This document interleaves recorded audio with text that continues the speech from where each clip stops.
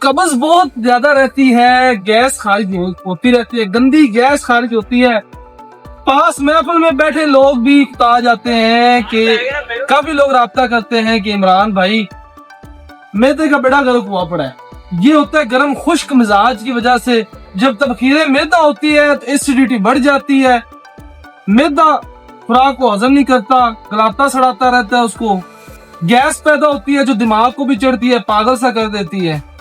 اس کے لیے بہترین فارمولا ہوم ریمیڈی آپ کو بتا رہا ہوں، ہر جگہ پہ ایزیلی اویلیبل ہے، پاکستان میں ہے، اب جدھر بھی ہے۔ ہماری خلت پہ اسٹرائک ہوتی ہے، نبض اور مزاج چیک کر کے میڈیسن پریفر کرتے ہیں، اور یہ جو آپ کو بتانے لگا ہوں یہ ہر مزاج پہ سوٹیبل ہے،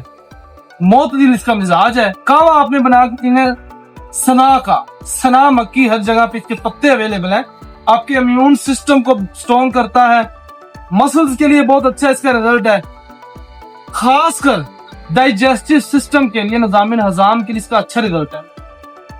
خوراک کو ہضم کرنے میں، ایسیڈیٹی پرابلم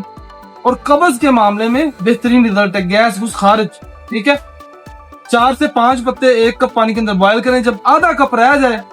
شہد کے ساتھ میٹھا کر لیں، صبح خالی پیٹ 1 کپ پی لیں، بہترین رزلٹ ہے۔ مزید کسی قسم کا انفارمیشن چاہیے، مشورہ چاہیے، نمبر نیچے دیا گیا، رابطہ کر سکتے ہیں۔ اللہ